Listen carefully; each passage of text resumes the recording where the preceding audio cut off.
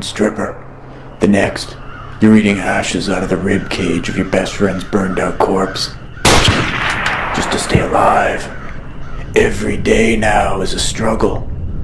And it all changed in that one instant.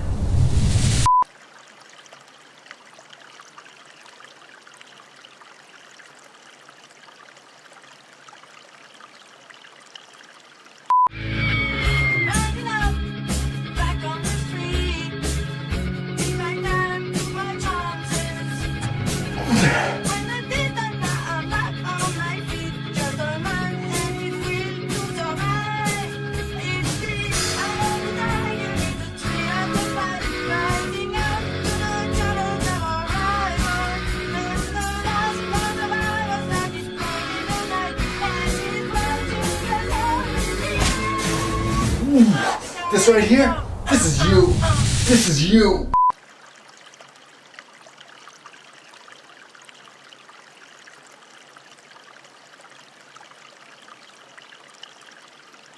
Hey YouTube, this is Praxis Prepper. If you're over 30, you may remember that back in the late 80s and early 90s, there was a movement, a fashion movement, among the rap and hip-hop community of wearing clocks around their necks.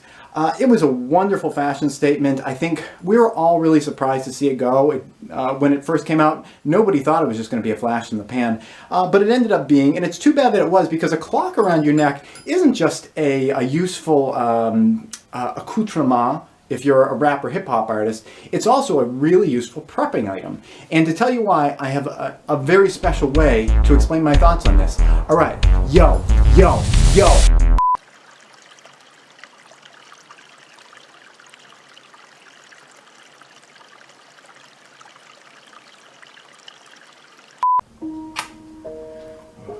I tell you what, fuck this shit, I'm really cold. I want to make a survival fire. Which end do I light?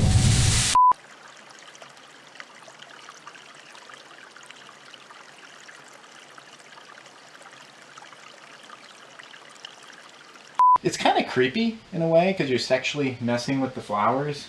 Would it be more natural if I had porno music playing? Okay, I'm going to add porno music starting now. Alright, well, male parts go into the female parts and get the pollen all over it, and that should do it. I've done this with a couple of other ones, and yeah, it's a little creepy and everything, but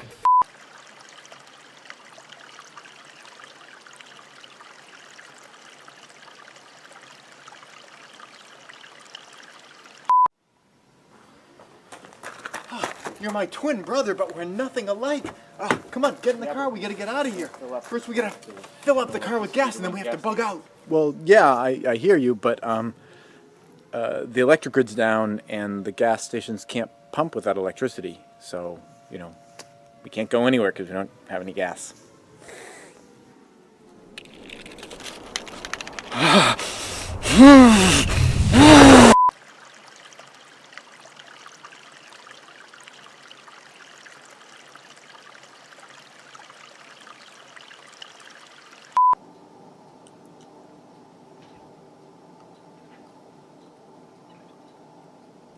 Hey, are you brushing your teeth? You gotta take care of those things. Yeah. I ran out of toothbrushes 2 months ago, so I've been using my finger. It seems to be working all right. Wait a second. Hold on. A tooth. I lost a tooth.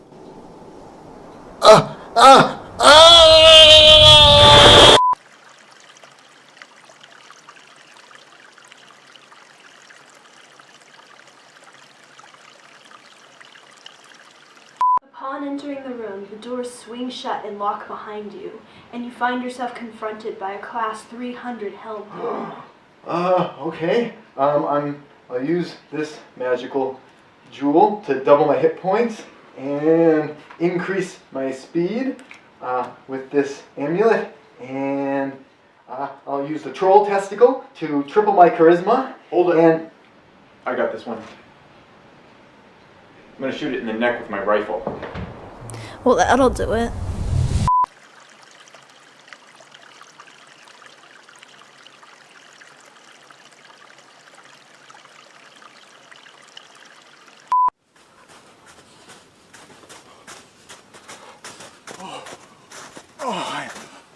so cold. Yeah, well, you should have brought yourself clothes. But don't worry. I bought a knife. A survival knife. I'm gonna start a fire. Okay. How are we gonna do that?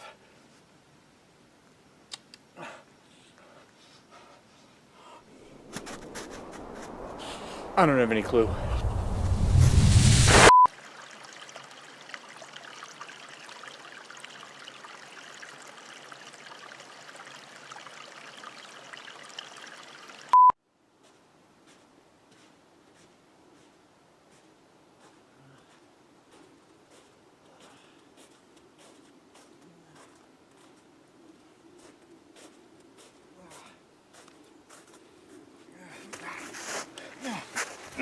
You know what? You know what? We are done. All right, yeah. All right, that's it? That is it. You're just gonna drop me like that? Oh yeah, I can drop you. You're uncomfortable. You don't have enough storage space. And when's the last time I didn't have to work my ass off to get those zippers open? Oh, so that's what this is all about? The zippers? Well, hey, I told you I had a headache that day. This is no. This is not one day. We knew this day was coming for years. Oh, well, don't think this is some surprise to me. You don't think I noticed for miles and miles you walking behind other hikers looking at their backpacks? Oh, yeah, I noticed. You think you're just gonna get yourself out there, find some new backpack overnight? Well, you don't think I could find another backpack? Maybe I have been looking around on Backpack Grinder and Backpack Tinder a little bit. You know, maybe there's something that's caught my eye. Maybe you just go and check that backpack out then. Yeah, great, fine. Fine. Yeah. Sounds great. Yeah, maybe I will. Yeah, fine. See ya. And just like that, he walks out of my life.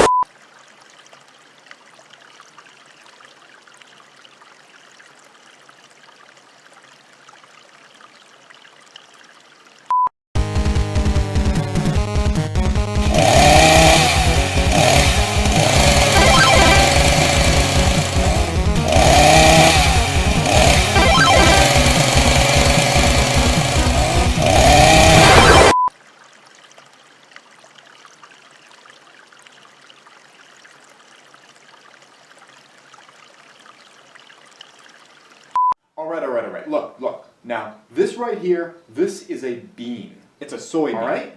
It's a okay, yes, it's a soybean. All right? Well, the shit hit the fan 4 weeks ago, and within the first 8 hours, you ate all of our beef jerky. All right? It was a beef jerky frenzy, and it is all gone now. And the only protein that we have left are soybeans. Yeah, exactly. Now, you are hungry. You are starving for nutrition. You need amino acids and protein. Okay, yes. What are you so afraid of? It's a soybean. Dude, I don't want to grow breasts, all right? So you would rather starve to death. You would rather starve to death than eat a soybean. Yeah. Okay, well fine. Well, maybe I will just eat all the soybeans then. And be then my guest. we can yuck! That's disgusting. Yeah. Why did we stash 80 kilos of these? They're on sale.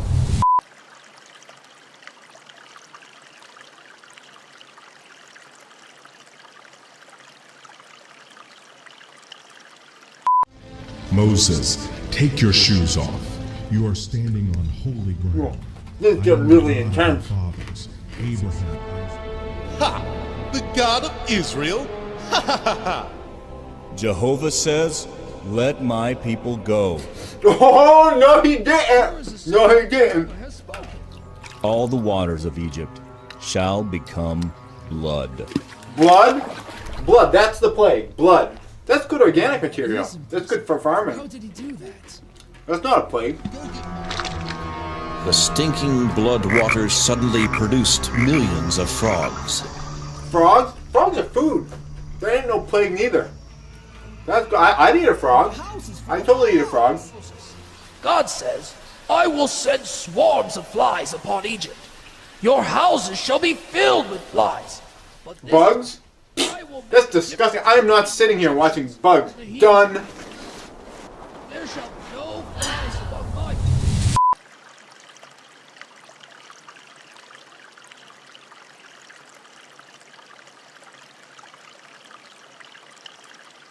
This week on Praxis Prepper, will our hero be able to navigate through unknown lands? Yeah, no problem. I got a GPS right here. Let me just see if I can get a signal.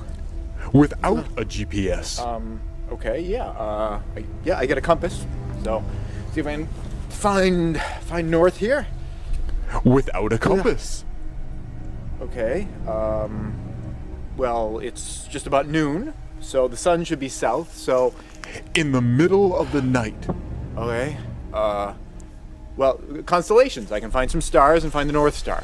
Let's see. With total cloud coverage. Oh, well, that makes it a little more difficult. And naked. Oh, come on, man. What the f***?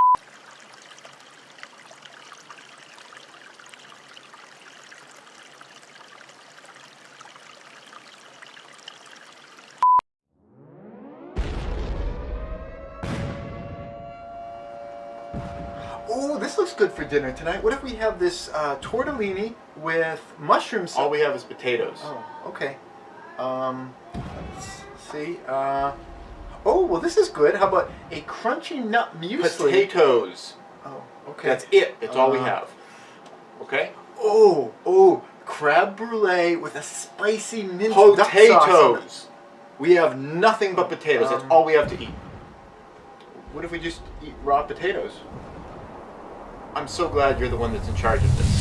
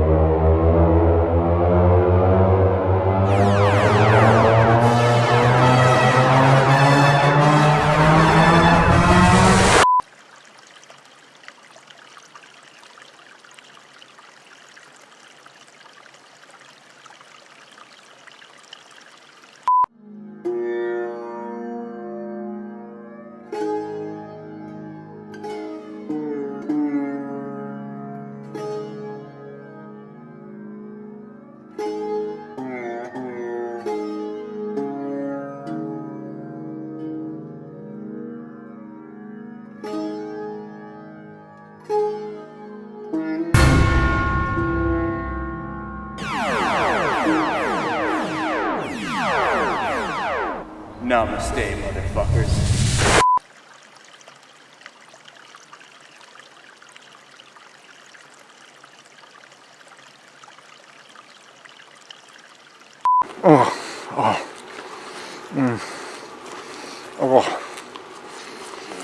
You do realize that's poison ivy, right? Oh, no. Why are you stripping? Well, I used these to wipe my butt just before I was eating them. Those leaves in your hand? No, the ones I already ate. Why did you eat leaves when you wiped your butt off? Well, I washed them off first, okay? All right?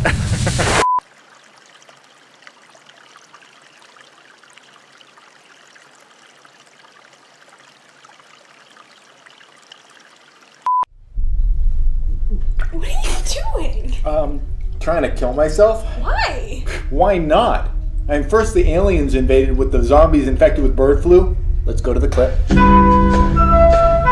And then just this morning, my survival knife broke. And without that, I'm done. I'm out of here. So I heard that drowning is the most pleasant way to go, so I'm trying to drown myself here. My body keeps pulling me out though, so I was thinking, what if, I'm gonna try again, but if you could cut my head off with the pizza cutter, just if I seem like I'm not committing to it, that'd be awesome.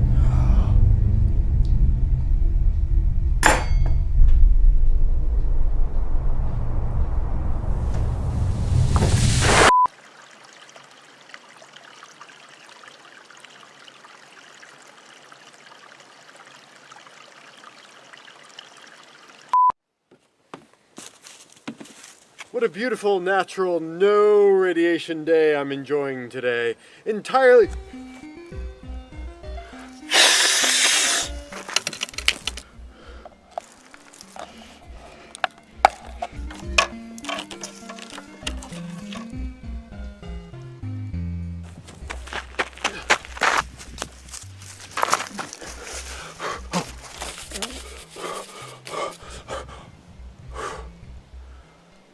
Hello? Hello? Hello?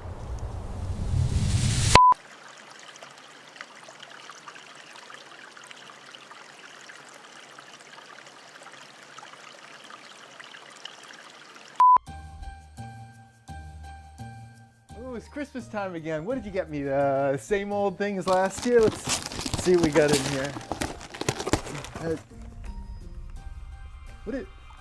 What are these? Are these eyes? Where did you get these? Where do you think I got them?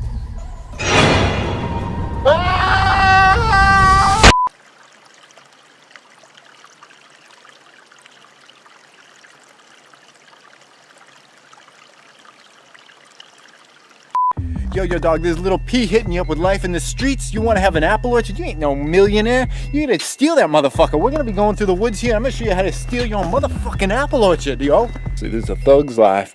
We're gonna be taking one tree by tree. So we're here in this forest, and we're gonna be finding the trees. Here we got one right here. This is a tree. This is an apple tree. I think this is Macintosh, and we're just gonna take this motherfucker right here. They shot the motherfucking telephone pole. No, this is a Granny Smith right here. Shit, dude, it's the cops. Let's get out of here.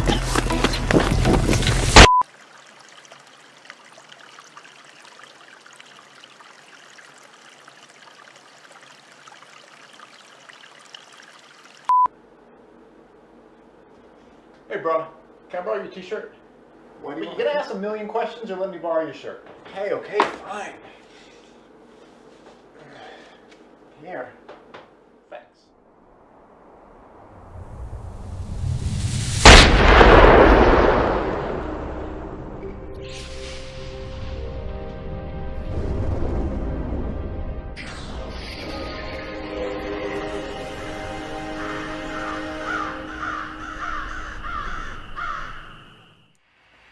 I'm not sure if we're ready. What? I'm not sure if we're ready. I was just about to start. Just cracking in. Hey everybody, this is Praxis. Welcome to the live stream. It was a really busy day today. I spent, just to spill the beans right at the beginning here, I spent 4 hours on my hands and knees sealing the first coat of seal on our floors, and then 2 hours shoveling snow outside, and then another 4 hours on my knees crawling around on the floor sealing it again. It's been an awesome day, but it was really, it's been an awesome day, like sarcastically, but it's also been an awesome day literally, because today represents the last bit of work that I wanted to put in before we are able to move in. All that's left is just the chemical process of letting the floor seal dry, and then we can just start loading in all of our stuff in there. And the only tiny itsy bitsy little thing that's holding us up is that the inspectors aren't showing up. You keep calling them and they're just ignoring you. I don't know that they're ignoring me, but there are calls being made and there's no action that's resulting in, from that. So the way that the series started off was that we had months and months and months of being blown off by key people that really delayed us. I really hope that's not the way that things end. You know, we'll see. We're going into a weekend now. I don't think that we're going to get inspections over the weekend, but so anyway, that's where things are here on our homestead bill. I'm sorry, I'm a little bit scatterbrained. We went really late, and I wanted to put in some quality time with River. We just finished up watching a film, Doctor Strange, kind of an interesting film. Normally I would have taken a shower, and I didn't. I just stink. What are you finding? There's probably sawdust up there.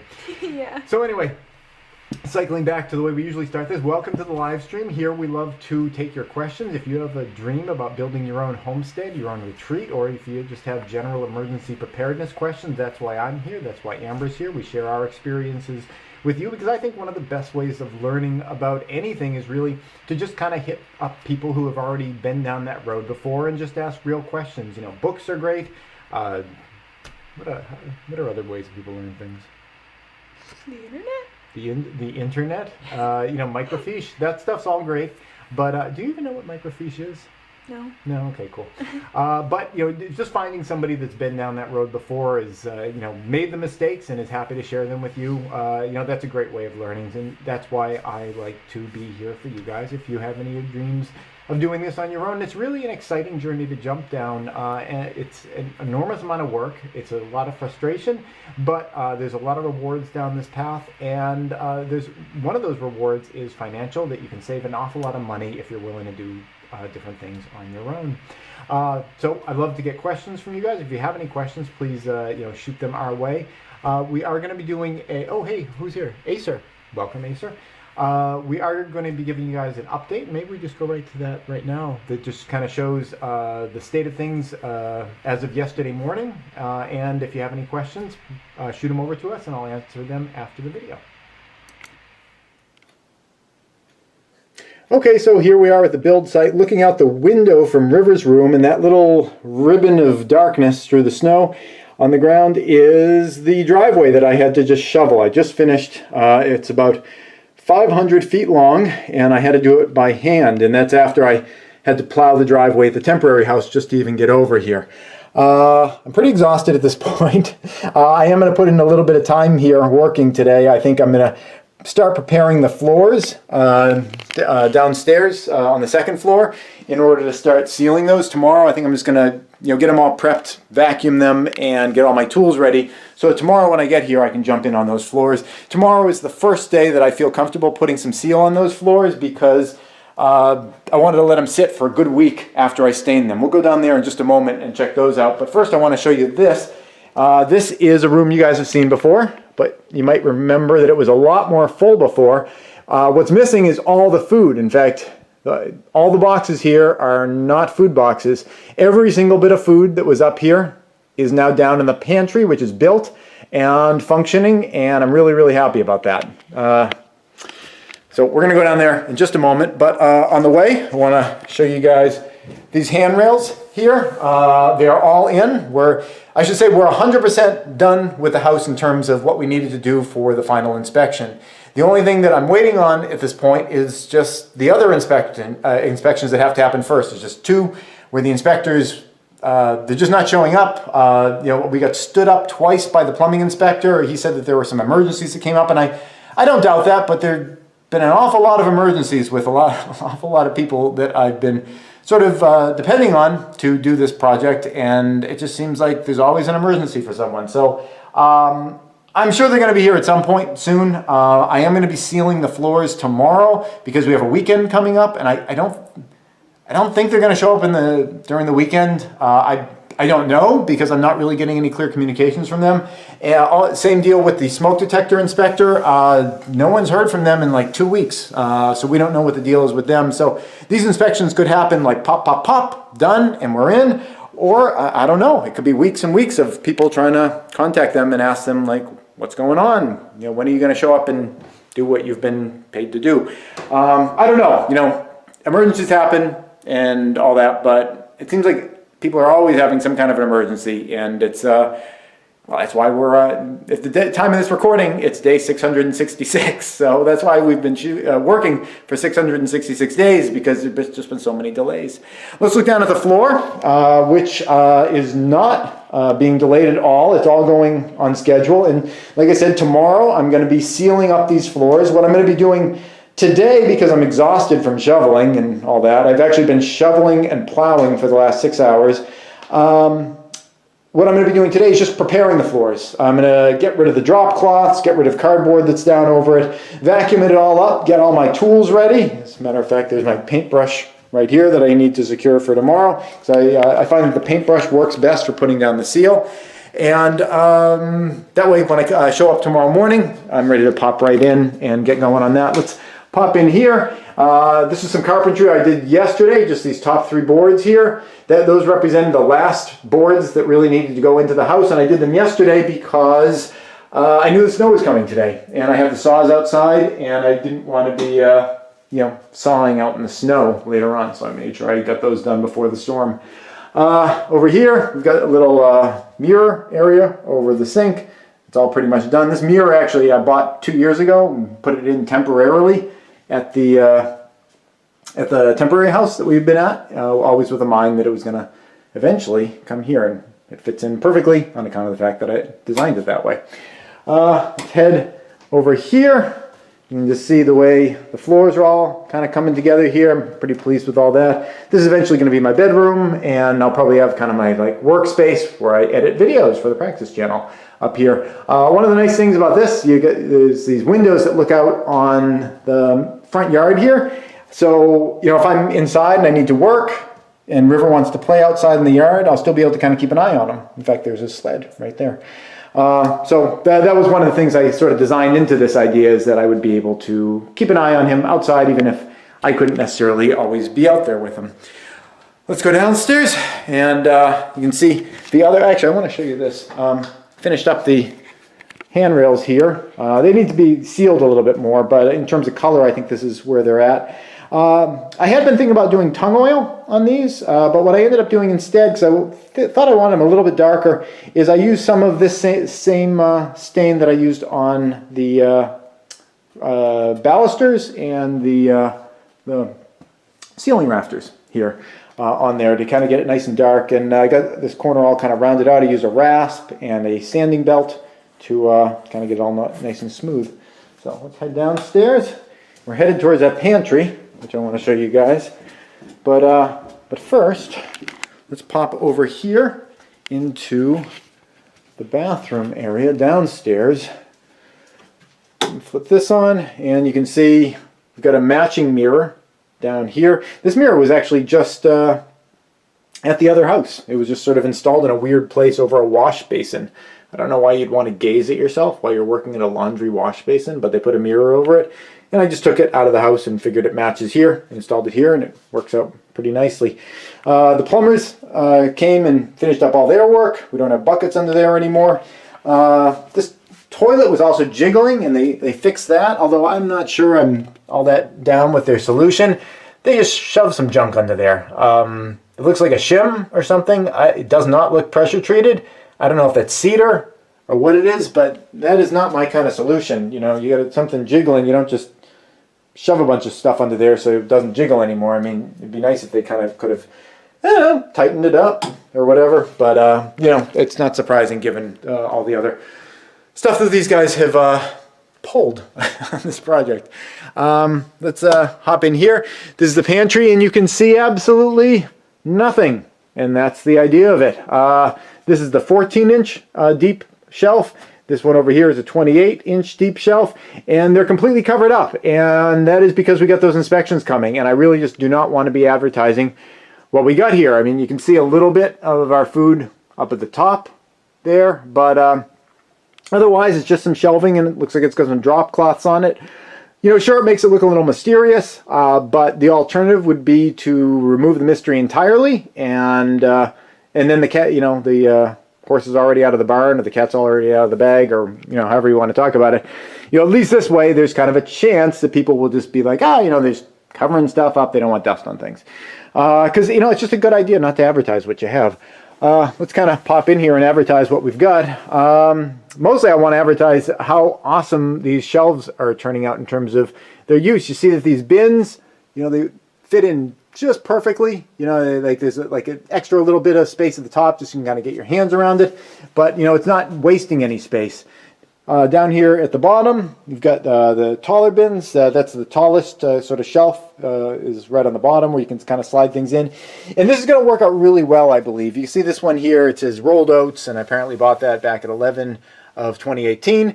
And what's really cool about this is that it's too deep. There's this bin in the front, and then there's an identical bin right behind it. And it's going to make it really easy for rotating out food for the pantry. So I'm working through this first bin here, and once it's empty, I pull it out, take the one from the back, slide the one from the back forward, and then I start working out of the one from the back while this one here in the front gets cleaned and refilled with new stuff and then put in the back. And that way it'll make it really easy to kind of rotate through everything that I have, and it'll just make it really easy to keep track of all that stuff.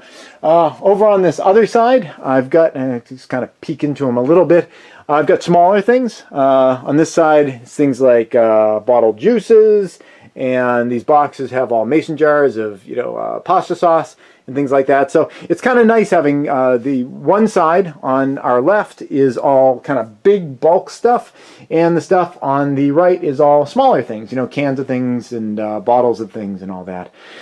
So where the project is at the moment, like I kind of alluded to before, is completely done. We could move in at this point, or at least I feel comfortable moving in once we get the floors on the second floor all taken care of. That should be done within 3 days, and at this point it's just kind of like, I don't know, like kind of just a race between whether I finish the floors within the next 3 days or the inspections happen within the next 3 days.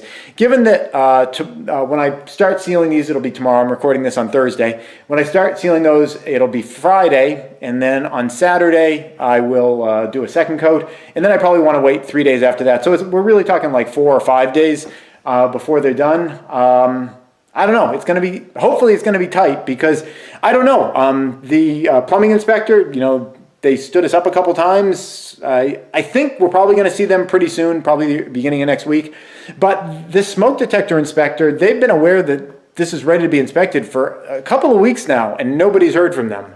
So I don't know. Could it be another month from now, and we're still just kind of waiting for this dude to show up to count the smoke detectors?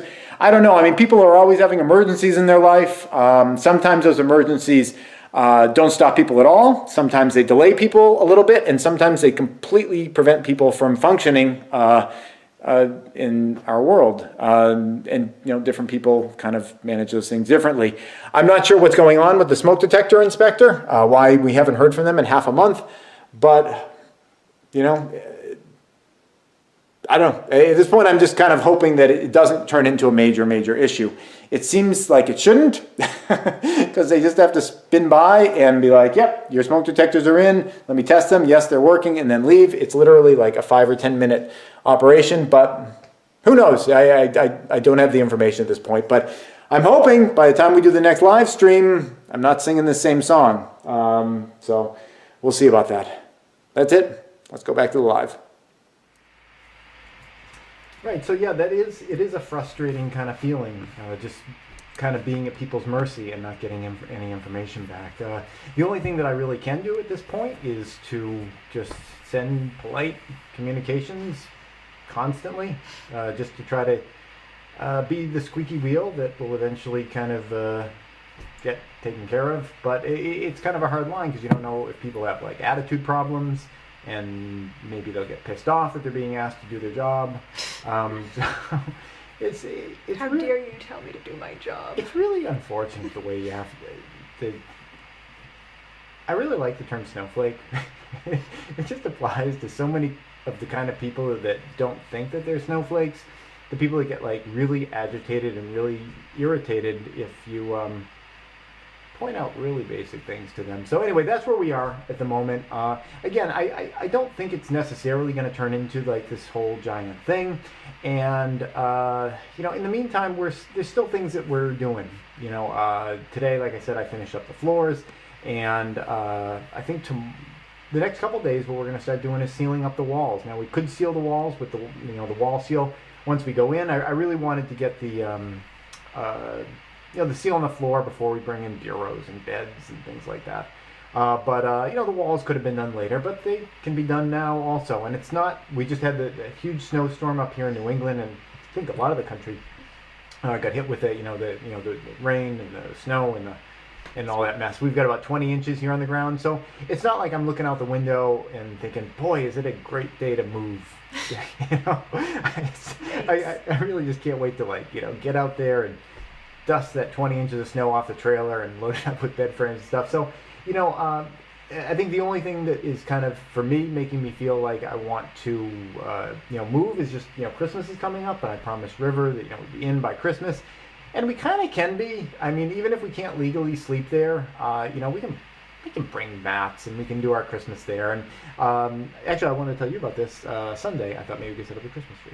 Okay. That's the day after tomorrow. Let the floors harden up a little bit tomorrow, and then we'll set up the Christmas tree, and we'll still do it there and everything. So it's fine. It's irritating, why things are delayed, and the fact that just today I recorded day 667.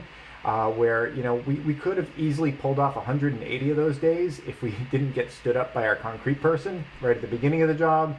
And I'm sure, you know, there are several hundred days that we could have pulled off if we didn't have all these other sorts of issues, you know, come up with people. And they really have been people issues. You know, the weather has, you know, I mean, you know, past couple of days we've been dumped with a bunch of snow, but the weather has been really amenable to building for the entire project.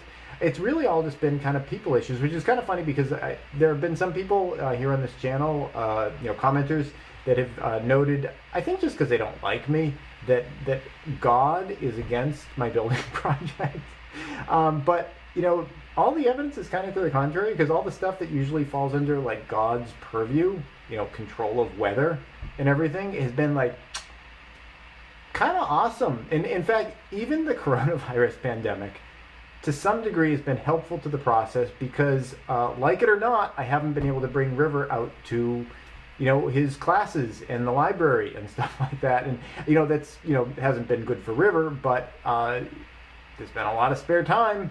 So, you know, all the stuff that you would kind of tend to attribute to acts of God have really gone in our favor. And it's just really been the world of man that has been our big issue on this. So I really can't complain about weather or any of that other stuff. With a total lack of any questions, I figure what I want to do is kind of pop forward into the future because, you know, we're getting to the end of this part of the process, which was, you know, getting to occupancy permit, and that's a big milestone. But things don't end there unless you've, like, you know, completely finished your house, and we haven't completely finished the house. There are going to be projects we're going to be doing afterwards, and I thought maybe, you know, again, since nobody's asking any questions, and I would love if you did, I could catch you guys up on all the stuff that I haven't had a chance to talk about yet, which is all these, like, kind of next stage projects that we're going to be working on. And a lot of them are really important, actually. The house as it's being set up right now, you know, we talk about, like, you know, we want to make an off-grid, sort of self-sustainable house. It's not at this point. I mean, it's totally grid connected. It can heat itself, you know, because it's got a wood stove, and I can just, you know, pick up sticks off the ground to run the heat and everything. But in terms of the water, you know, to get well water, you know, we need to have the electric grid running for all that. We don't have even our cistern that we had at the other house. We had a 170-gallon cistern that I would use to kind of get us through power outages. We pump water into the cistern, not infrequently overflowing it and flooding the floor. I think, what, 5, 6, 7 times I've done that? A few. I've done that a few times. We don't even have that at this point. I haven't planned on installing that because it's big, it's bulky, and one of those second tier projects that I, you know, wanted to discuss with you guys right now is to get a bunch of solar panels up and get a bunch of batteries up, and I've already purchased them. They're all sitting in the root cellar at the moment, and to hook it up so that we can just run off solar power, so we don't have to, like, store water. We can just, you know, pump water from our battery bank whenever we are, you know, wanting to get water out of the ground. So that's one of the kind of the second tier projects that we're going to be getting on kind of pretty much as soon as we get into the place, is to start laying the groundwork for that. We've got to put up all the solar panels. We have to find a place for the batteries and organize all that kind of stuff. Other things that I want to get working on are other ways of heating the house. If you guys have been watching the series for a while, you know that there was kind of a, I want to say controversy, but a controversy suggests that there was, like, some back and forth or whatever. It wasn't. There was just some bad rules that I had to follow, and the bad rules, bad in my opinion, prevented me from installing these special types of new tech windows that allow the sun's energy to enter your house, but reflect the heat that would try to escape your house back into your house. So they work like low E glass windows, where they're preventing that radiation of, you know, your heat radiation from leaving your house, but they allow heat to go into your house. So they're kind of like, they work one way in one direction and another way in another direction. And I do a lot of solar cooking. You know, I have a little solar box oven that's like maybe this big and has, you know, some mirrors that are about that big. And you can cook dinner with a surface area that is like, you know, 2 feet by 2 feet or so. You know, so with 4 square feet, you can cook lasagna in that oven. Now, I have a bunch of windows all in the front of the house, and they're all facing south. And there's an awful lot of square feet on those windows, and if we could have used the window glass that would have allowed that heat in, I don't know if almost ever have to use the wood stove. You know, maybe it's been cloudy for a while. And the reason that we weren't able to use those... Oh, we got a question. Okay, I'll just finish this thought, and I'd love to jump to that. And it's from Driving to Hawaii. I love your screen name, by the way. Ironically, it was environmental regulations that prevented us from using those windows, which would have avoided the need to burn a lot of fuel to heat the house. And that sounds really upside down and backwards on account of the fact that it is. But the rationale for it was that in the summertime, you'd get a lot of heat coming in the summer, and instead of installing awnings over your windows, because the sun comes at a much higher angle in the summer, and you could just put an awning to make it so that the sun doesn't get into your windows in the summer. Instead of doing that, and instead of just opening your windows if it gets hot in the house, you'd go out and you'd buy an awful air conditioner, and that would create a lot of pollution running the air conditioner. So I was prevented from getting these windows, which would save so much need to burn not fossil fuels, wood, because of environmental regulations. So it kind of sucked. But I have a plan for how to capture some of that solar heat, which I will get to after this question. What do we got? We have 2 questions, actually. Okay. Let's do them in order of that we received them. Yeah. Let's see. So the first question from Driving to Hawaii is, have you made any special preparations in event of upheaval across the nation in the next few months? For example, a neighborhood group or ham radio team. Yeah, that's a good recommendation. I did one really huge thing to kind of prepare for that type of situation. Not specific to what's happening, the beginning of 2021 and all that, but just in general, the idea of civil unrest, looting, rioting, all that kind of stuff. I did one huge thing and haven't really done much else on it. And that one huge thing is just living far away from a lot of people. If you're in a place where there's a dense population, with more people, more problems, right?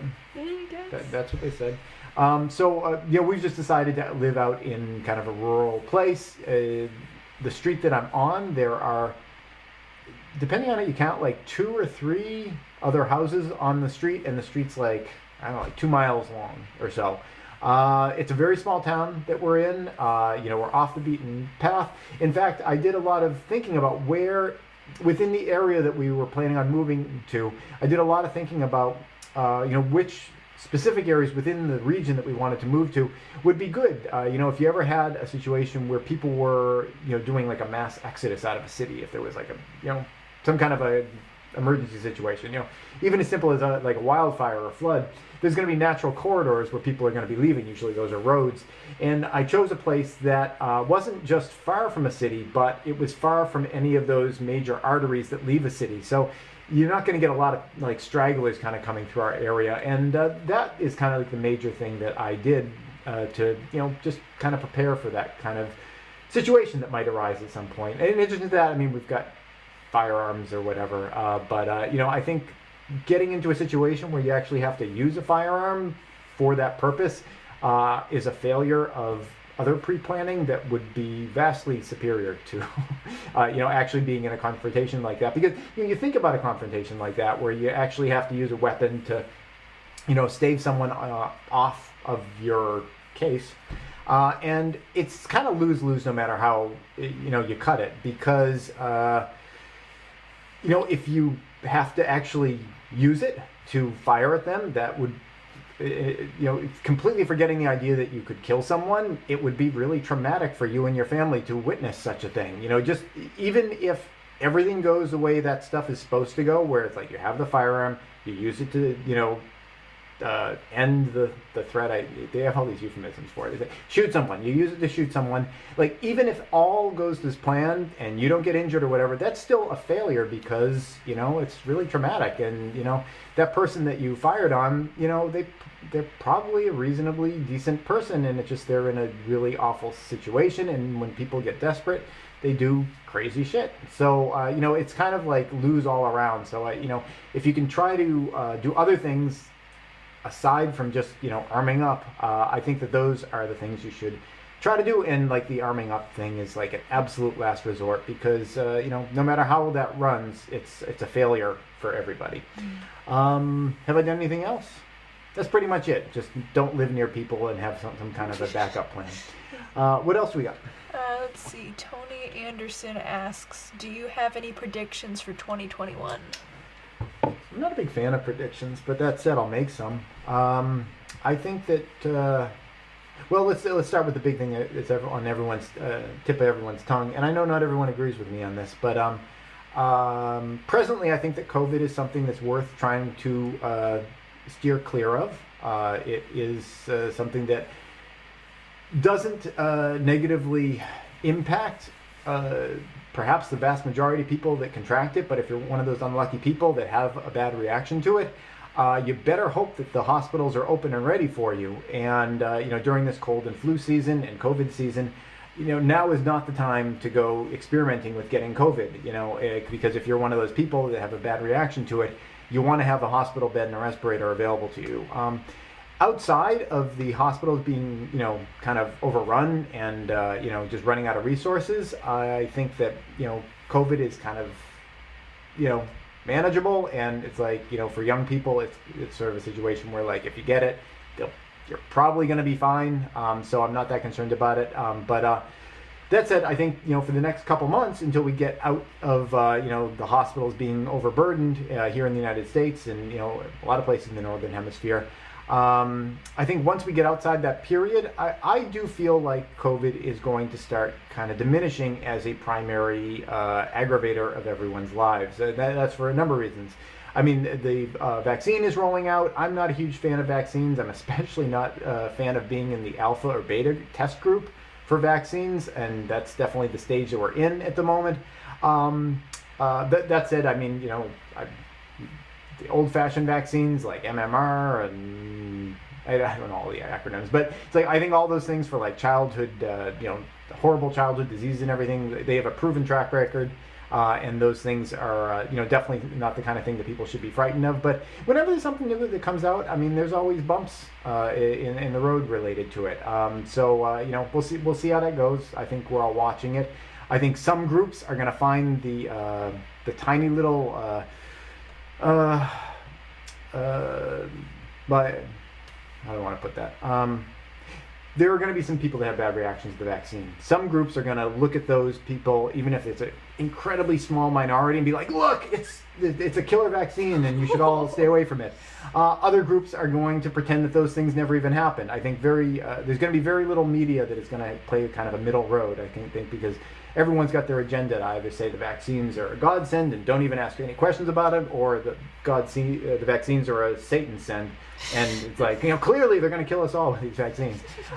So I think we just got to kind of keep an eye on it, and you always have to balance risks. Nothing in life is safe, and the only guarantee is that we're all going to die at some point. So anyway, I think once we get into the spring, I think that a lot of the COVID stuff is just going to sort of start getting a little bit back to normal, because for the people that survive through this winter, the hospitals are going to be more clear. There is going to be the vaccine that's going to be, I presume, taking some of the heat off the hospitals, making the population, less like dry tinder for COVID. So, I think we should all continue to pay attention. And honestly, the past couple of years have been kind of awesome, because not only have I not gotten COVID to my knowledge, but I haven't gotten a cold or a flu either. And we pretty much, with River, we go to children's museums and everything. We'd always pick stuff up. It's been pretty awesome. The social distancing and the masking. I don't know about you, but I don't enjoy throwing up. I thought a year or two ago you got like a really nasty cold. Yeah, like flu or right before like it. that. Yeah, right before COVID happened, I got like a kind of a nasty flu, and then we started masking up, and I've got nothing since then. I'm enjoying that part of it, to be quite frank. I mean, I wouldn't mind it if kind of going, a lot of Asian countries do this already. It's like it's cold and flu season, you put a mask on, you wash your hands a little more. I wouldn't mind continuing that. Maybe that stuff's kind of good. I mean, some of the crazy stuff, making rules like you can't come in here if you don't have a mask or whatever, that's something up for debate. But, the idea of just not getting flus and not throwing up is quite appealing to me. So anyway, I think that COVID is going to start dying down. You know, there's a lot of hype about the election, and you know, there's people on the left that are going to say that, you know, Biden's just another, you know, deep state, another brick in the wall. There's people on the right that are saying that he's like the puppet of like all the, you know, the liberal progressives and everything. Yeah, every time there's a change of power, people are always freaking out. I mean, one of the most dramatic changes of power that we've ever seen in recent history was the transition from Barack Obama to Donald Trump. And we're all still here. Good question. Okay. So who knows what's going to happen while there's that handoff.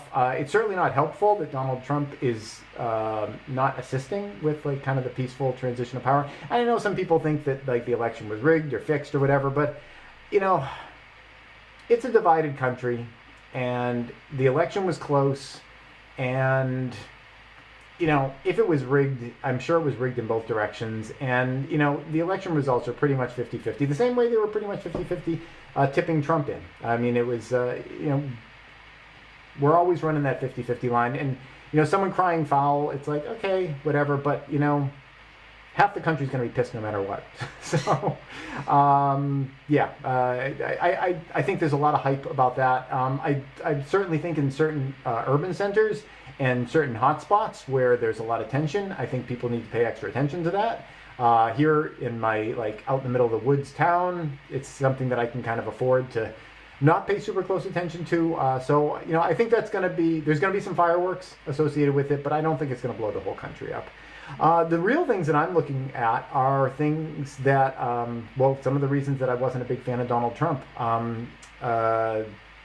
In terms of, we've had this, what I think has been like kind of a sideshow for the past 4 years, and a lot of countries have kind of passed us by. And the only thing that has been really propping up the American way of life, you know, good or bad, you know, I lots of critiques about the American way of life, but for better or worse, the big thing that's been propping up the American way of life has been the fact that the United States has the reserve currency for the world, and we could do all kinds of crazy stuff, and people kind of had to stomach it because like everything's traded in dollars and everything's got to go through the US and stuff. And the past 4 years have given a lot of other countries an opportunity to catch up and maybe pass the United States. And the idea that we might be reaching a tipping point where the United States currency might not be the absolute benchmark for everything that happens on the planet anymore, that'll be a big problem for people living in this country that are just used to that being the case, because it's propping up so much of our economy. It's propping up so much of people's you know, future life savings, retirement savings and everything.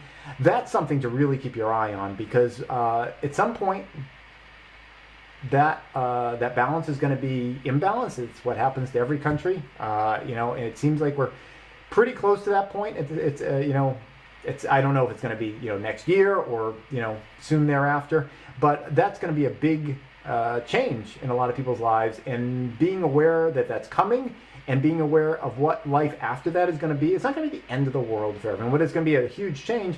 Being aware of what that change is going to be like is going to allow you to position yourself so when the change happens, you're not like upside down on your head naked. So yeah, just good advice. Don't ever land upside down on your head naked. It's just, it's not good for any situation. Maybe there's some situations where that's the ideal position to be in, but so that's something I'm looking at. And also you know, things have been kind of crazy with weather and climate and all that kind of stuff, and we're always every year, like, you know, we're like on the cusp of, you know, crop failures and all this crazy stuff, locust swarms.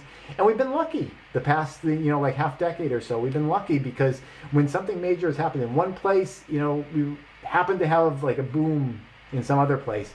But, you know, you can't depend on luck forever. And I think that that's something else to kind of keep your eye on, that, you know, enough of these kind of crazy weather systems, crazy climate systems, whether humans are causing them or not, and I definitely believe that humans are a huge contributing factor to it, but even if humans aren't contributing to it and it's completely out of our control, we're still going to have to deal with it.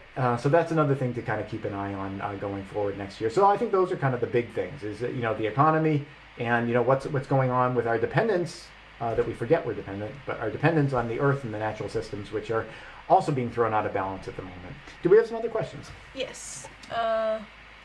Bok Choy asks, Oh, what a neat name too. Bok Choy. how do you suggest standing your ground against people being aggressive and or hysterical? I don't know. Am I a good person to ask about that? I mean, you have personal experience with it, I guess, sort of.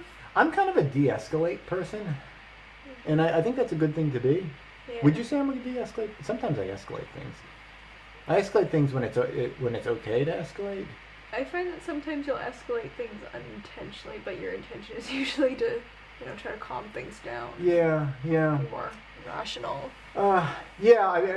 That's the way I usually, when I'm aware that there's a situation that is not going in a direction that I think is safe. I always think that the best way to do it is just to try to de-escalate things. Kind of, if one can divert people from the path that they're on, as opposed to seeing it as a confrontation, see it as a situation where you can try to get a win-win. And I know that's not always possible, but I think most of the time it probably is possible where you can kind of get a win-win, or at least kind of a delay of the climax of the interaction. Because I think the longer you can delay things, the more it kind of diffuses people's fire, I suppose. You don't have to directly respond to everything that everyone says all the time. You don't have to directly respond to everything that someone does all the time.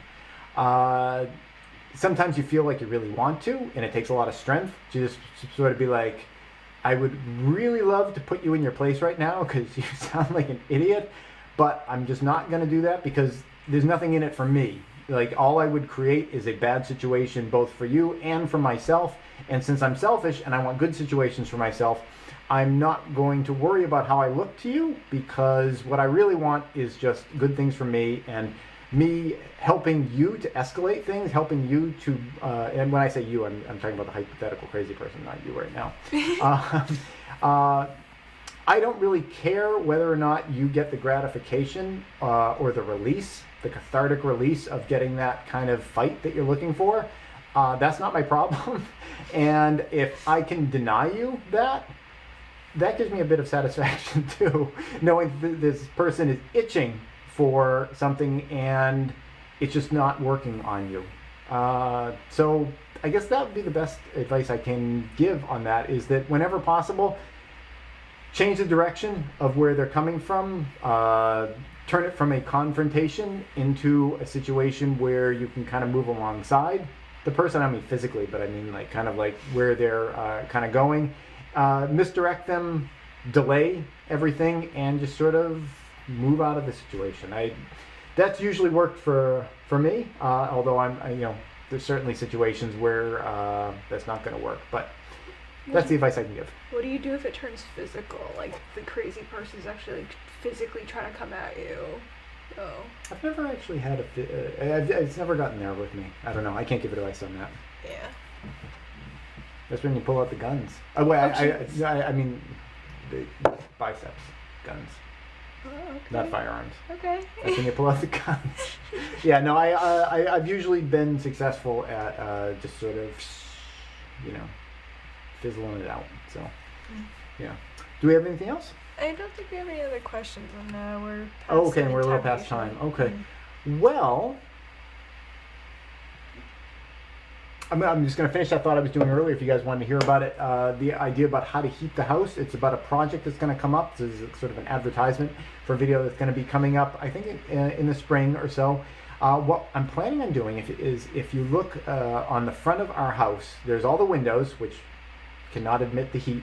And then there are two sections on the side, which are structural. We couldn't have all windows on the front of the house because it wouldn't be all like flip-floppy and stuff. You needed to have some structure on there too. The sections that don't have windows, there's two vertical sections on either side of the wall of windows that don't have windows on them.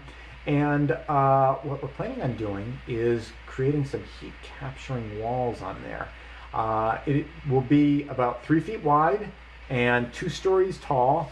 A large enclosed black form that'll look kind of like a really tall 2-story window. It'll have glass on the front. I don't want it to look like garbage. But a nice clean kind of solar, well, you know, it's going to look an awful lot because, is a solar panel that you might have for heating hot water. It's essentially that, except we're going to be heating air. We're going to have a inlet at the bottom and an outlet at the top, and we'll be able to open and close those. And on sunny days, what we can do is we can open up the top and the bottom. Maybe I'll make that electronic or something. I have some motors do that automatically. I'm not sure, but the idea is you open up the top and the bottom, and you getting all that heat energy from the sun heating up those things, and that should start creating a little convection cycle so we can start heating a lot of the air in the house. So that's one of the plans that we're getting into, and a bunch more I'll be sharing with you guys as we go into the deeper into the series. Once we get our occupancy permit and things die down, I am going to continue with the series, but I think I'm going to downshift, not do necessarily every day. We'll be doing a video, but it'll be kind of like, well, I'm doing a project today, so we're doing a video. So it might be like, 1 or 2 a week instead of 7 a week. So thank you guys all so much for joining us. Those were some interesting questions today, because they were kind of like curveball questions. It's good stuff. It's good stuff. I really appreciate your time and joining us. And I think next time we do a live stream, I think we'll be in. Maybe. That's it. Thanks for watching. This episode is brought to you in part by Burning Hearth Homestead, a nonprofit that aims to provide seeds, live plants, and education to the community, both local and extended. Plant seeds, plant knowledge, plant the future. If you'd like to thank them for supporting this channel or find out more about what they do, go to burninghearthhomestead.org. Please subscribe and tune in every Friday at 4:30 New York time for a new video. And if you'd like to support this channel, you can do so both through Patreon or PayPal.